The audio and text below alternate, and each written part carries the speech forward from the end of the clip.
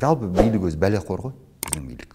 Бәле жабады да, Ринат әдейі істеді, сөйтті бүйтті деп, содан жақсы қоясыз. Әр нәрсенің уақыты келеді. Бізде үлкен проблема бар.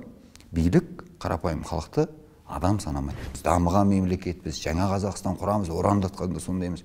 Несімен жаңа Қазақстан боламыз, егер біздің Қазақстан мемлекетіндегі азаматтар мемлекеттің тағайындаған айлығына бір ай қалай күн көру керек екенін білмесе. Мен мысалы дауым бар, неге Астананың опера балет театрындағы әртістер миллион жарым теңге айлық алады да, біздікілер 110 мың теңге алады. Не, біздің ұлттық өнер емес пе екен? Біздің Қазақстанда арнайы адамдар бар ма деймін, осы қазақты ұлтсыздандыру, саясатын жүргізіп отырған. Рухсыздандыру, олардың домбыра, қобыздары, күйлері, әндері, айтыстары, жырлары ешқайда шығып кетпеу керек деп ойлап отырған топтар бар сияқты. Билік толық ауыстыру керек болды. Басымды кесіп алса да қазір мен осы сөзге қайттан оралып жүрмін. Өйткені біз қаңтардан кейін, қаңтарда халық көтеріліп, қалтырап, билік ойбай, біз айтқандарыңды істейміз, ойбай бүйтеміз деп артқа, сонан кейін халық шегінді. Ашып айтып беретін ештеңе жоқ. Бұл жай жапсар Қазақстанның барлық мекемелерінде, мемлекеттік мекемелерінде бұл бар жағдай, бар проблема. Маған дейін де талай рет айтылған, менен кейін де талай рет айтылатынында ешқандай күмәнім жоқ. Осы уақытқа дейін мен мысалы сол жаңа аты аталған адамдардың біразының алдынан өзім былай өттім. Сол қызметте отырған адамдардан мысалы сол кездегі мәдениет министріне бәріне хат талай жазылды. Ол енді санмен цифрмен айтқанда менің ақылыма қонбайтын нәрселер бар да. Бізде мысалы жұмыс істейтін қызметкерлер бар. Олар өте бағалы кадрлар. Олар өте өзінің жұмысын тиянақты жақсы жұмыс істейтін адамдар. Кез келген аттестация, кез келген комиссияға мен театрдың директоры ретінде әрбір қызметкер үшін басыммен жауап бере аламын. Енді менің ақылыма қонбайтыны, осындай қызметкерлер 60 мың 70 мың теңге айлыққа қалай көреді? Жақсы, жазады адамдар. Театрдың ішкі табысы бар ғой. Театрдың ішкі табысынан қосып бергеннің өзінде ары кетсе 80 мың болды делік.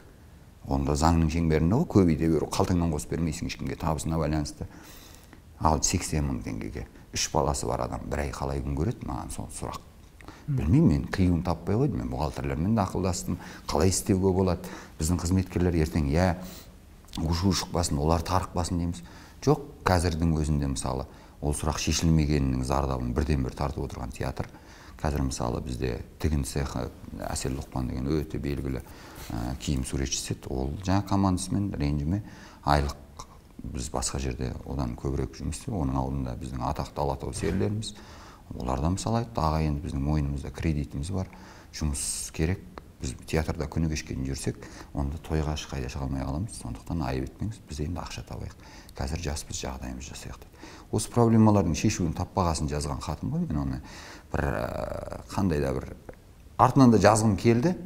Олар жауап бермегесін қатты батырып айтқым келді. Оған біріншіден бірқатар министрлер ауысып кетті, екіншіден жалпы билік өзі бәлеқор ғой, біздің билік. Бәле жабады да, Ринат әдейі істеді, сөйтті бүйтті деп, содан жақсы қоясыз. Әр нәрсенің уақыты келеді. Бұл жауапсыз қалған сұрақтар емес, бұның жауабын бәрібір білуге тырысамыз біз. Сіз жауап үміттеніп күттіңіз, иә? Жоқ, мен білдім олардың жауап бермейтінін. Бізде үлкен проблема бар. Билік қарапайым халықты адам санамайды. Адам санамағаннан немеге жауап береді ол? Ал енді сіз директор ретінде бір олардың үстінен екі еселеп жалақыларды қосуға өкілеттігіңіз жоқ па ешқандай? Қараңыз да, Алатау дәстүрлі өнер театрының табысы бірден бір. Ол концерттер, кинотеатрдың 50%-ын ғана біз аламыз, қалған прокатчиктер алады. Сосын залды арендаға беру. Енді қараңыз, Алатау дәстүрлі өнер театры қазіргі таңдағы Қазақстандағы мұқтаж адамдарға, ақындарға, дәстүрлі өнердің өкілдерінің келетін жалғыз шаңырағы. Тегін келіп өздерінің кешін өткізе алатын. Оған Алатау дәстүрлі өнер театры міндетті. Өйткені ол мемлекеттік мекеме болғаннан кейін мемлекеттің руханиятына қызмет етіп отырған адамдардың шаңырағы болу керек. Демек, біздің арендалық табысымыз ай сайынғы автоматты түрде 60-70%-ға қысқарады. Өйткені жаңағы тегін беретініміз бар залды. Әрбір тегін берген сайын біз 400 мың теңге минусқа кетеміз, өзінің светі бәрі бар. Оның барлығын жауып отыру керек. Премия, үстемақы беру үшін мен міндетті түрде негіздеме болу керек, ол бір мейрам болу керек. Жаңағы әкімшіліктен өзінен рұқсат сұрайсың, осылай премия беруге рұқсат етулеріңізді сұраймын деп. Тұрақты емес қой бұл. Көрдіңіз ба? тұрақты емес, бірде былай. Ал мемлекет, біз дамыған мемлекет, біз жаңа Қазақстан құрамыз, орандатқанда сондаймыз. Несімен жаңа Қазақстан боламыз, егер біздің Қазақстан мемлекетіндегі азаматтар мемлекеттің тағайындаған айлығына бір ай қалай күн көру керек екенін білмесе. Оны халық қана білмейді емес, жаңа мен хат жазған адамдар жауап бере алмай отыр, олар да білмейді оны. Ол мүмкін емес жағдайды. Күніне есептей салғанның өзіне, күніне бір адамның шығыны, жолы, тамағы, бір адамның адам басына күніне минималды есептесек, ол киім ештеңке алмасын, қымбат ештеңке алмасын, бірақ айналып келгенде күніне 3000 теңге шығады бір адам басына. Минималды. Ең минималды күніне 3000 теңге. Айына қанша керек бір адам басына? 90 мың шыға ма? 90 мың шықты. Ал оның бала шағасы жоқ па? Оның күнделікті қажеттіліктері жоқ па? Ол бір тәтті нәрсе жегісі келмей ма? Ол театрға барғысы келмей ма? Ол паркке бар. Оның бәрін алып тастағанның өзінде жаңағы мемлекеттің тағайындап отырған айлығы нан мен шайына жетпей отыр. Онда әділетті болсын. Онда әділетті болсын. Мен мысалы дауым бар. Неге Астананың опера балет театрындағы әртістер миллион жарым теңге айлық алады да, біздікілер 110 мың теңге алады? Не? Біздің ұлттық өнер емес пе екен? Біздің тарихымыз, тамырымыз осы домбыра мен қобыз еді ғой. Онда тең қылсын. Сонда бәріміз шулатпайық. Бірақ біз әділетсіздікті көзімізбен көріп тұрмыз ғой осындай жағдайларда. Алалау бар, иә? Алалау міндетті түрде бар.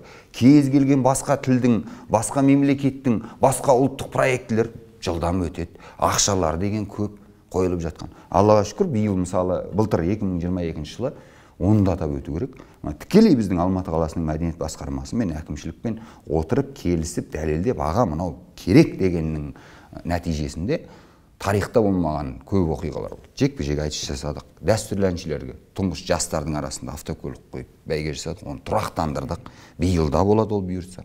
Осындай қадамдар істелінеді, жасалынады. Бірақ сол өнерді ұстап отырған, сол өнерді ұлықтап отырған адамдардың бағасы қанша деген менің түсінігімде, ұлттық руханиятқа ұлы мұрамыз сақтап отырған адамдар бір табан жоғары тұру керек негізінде басқасынан. Ал бізде түсініксіз ән айтатын әләку-сәләкулердің бәрі. Не себепті өзге елдің мәдениетін бізде ұлықтау жоғарыда, өз елімізге қарағанда? Себебін білмеймін, ал кім істеп отырған нақты білемін. Бұл таза жоғары жақтан берілетін тапсырмалар. Яғни қазақтың мәдениетін ұлттық өнер өгестеу. Өгестеуміз менің кейін кезде көңілімде осы театрға келгелі бір күмән пайда бола бастады кейінгі уақытта. Біздің Қазақстанда арнайы адамдар бар ма деймін, осы қазақты ұлтсыздандыру, жаңағы саясатын жүргізіп отырған. Рухсыздандыру, олардың мына домбыра, қобыздары, күйлері, әндері, айтыстары, жырлары ешқайда шығып кетпеу керек деп ойлап отырған топтар бар сияқты. Оны мен толыққанды айта аламын осы уақытқа келгенше. Өйткені біз Алматыда өтетін бір Гакку фест деген анау жын ойнақты премьер-министрдің орынбасары ол кезде Ералы Тоғжанов еді. Сол кісінің бетіне аға мынау ұят, мынаны істетпейік дегенде ол істей алмай қойса, демек бір топтар бар ғой. Оларды қолдап отырған. Дұрыс па? Әрине. Ал енді осы мәселені шешудің қандай жолдарын ұсынасыз? Жалпы не істеу керек? Өткен осы сіздің алдыңызда ғана Асқар жаңағы Наймантаев ағамыздан сұхбат алдым. Ол кісі де осы көптеген мәселелер, театрлардың мәселелерін айтты, аймақтарда ұйымдастырып жатқан. Енді бұл сіздің ғана театрдың емес, бұл қаншама мәселелерге осыған қарсы бір қандай да бір амал бар шығар, хат жаздыңыз, одан нәтиже болған жоқ енді. Жалғыз амалы бар, мен сізге айтайын. Билік толық ауыстыру керек болды. Басымды кесіп алса да қазір мен осы сөзге қайттан оралып жүрмін. Өйткені біз қаңтардан кейін, қаңтарда халық көтеріліп, қалтырап, билік ойбай, біз айтқандарыңды істейміз, ойбай бүйтеміз деп артқа сонан кейін халық шегінді. Артынша не істелінді? Міне осыдан ақ көре беруге болады. Демек біз ертең ескіреді деп отырған чиновниктарымыз, олар ескіретін адамдар емес, олар есерлер, һәм тентектер. Өйткені біз олардың қолында таяқ бар кезде, таяғын бір тартып алып, өзіңді ұрайын ба деген кезде олар жоқ, біз ары қарай жұмыс істейміз деді. Сосын біз қайтадан сол таяқты қауғаны, қолына бердік билікті. Олар не істеді? Онысымен қайтадан біз ұрып жатыр. Егер бұндай қауқарсыз, бұрынғы жүйені ауыстырып жұмыс істей алмайтын билік құрамы болатын болса, не қажеті бар бізге? Ұмытып кетті дейсіз ғой? Ұмытып кеткен жоқ, есіре бастады. Керісінше екі есе есіре бастады. Ал мына осы Алатау дәстүрлі өнер театры, енді шын айту керек, Қазақстанда бұндай театр жоқ. Ұлттық музыкаға, ұлттық жағы өнерді насихаттайтын, дәріптейтін ондай театр тендесі жоқ. Енді осы театрды ашқан Бауыржан Байбек.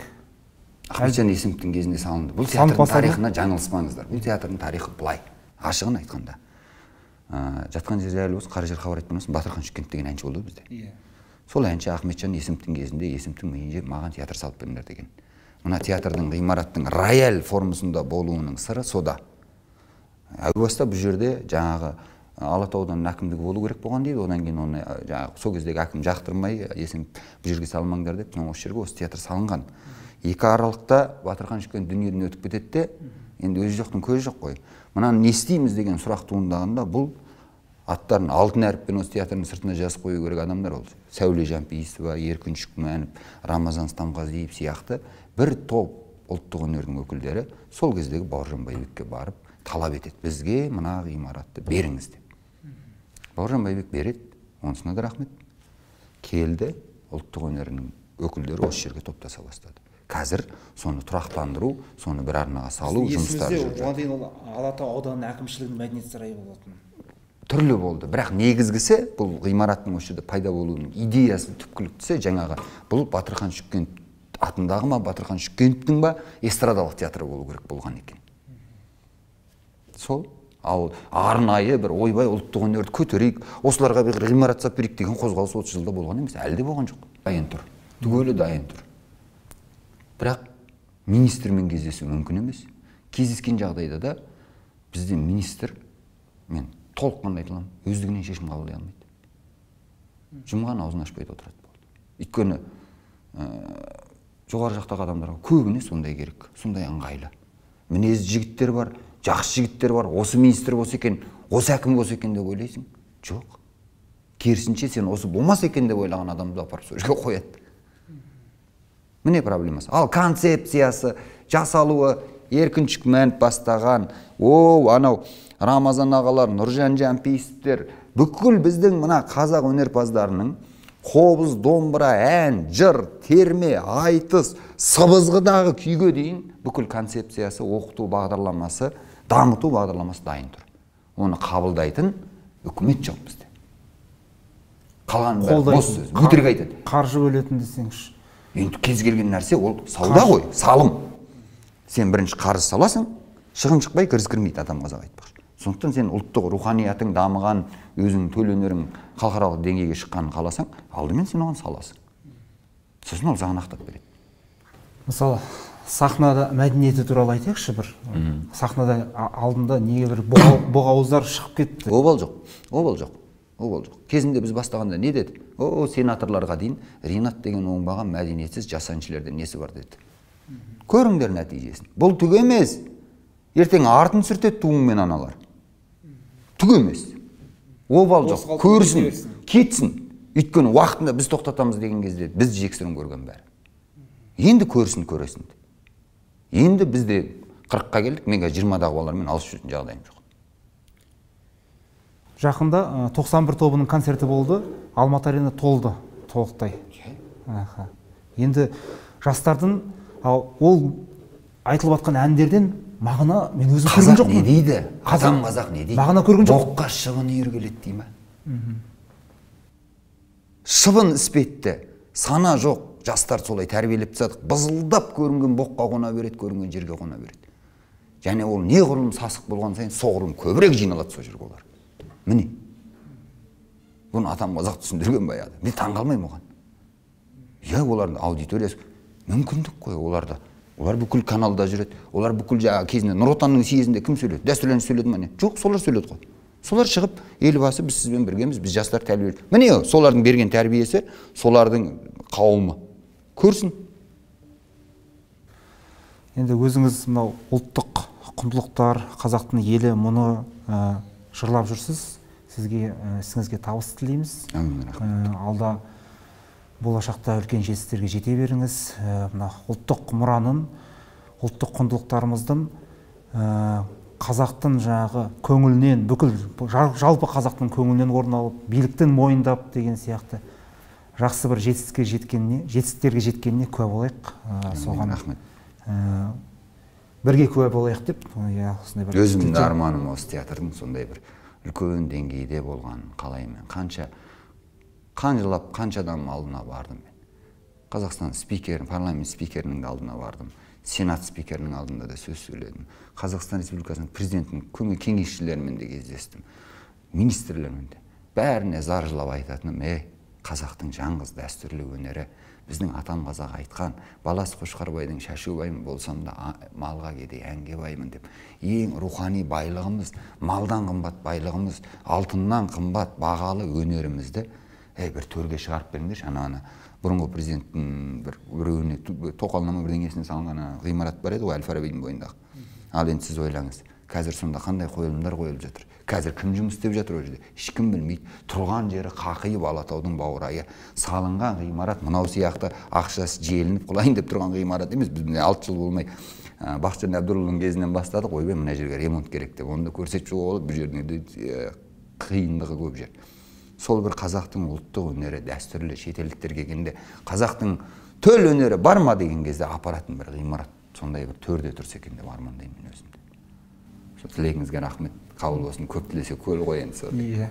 Шетелдіктерге ұялмай көрсететіндей сондай деңгейге өнеріміз, ғимараттарымыз жете берсін. Қолдау деңгейіміз сәттілік тілейміз.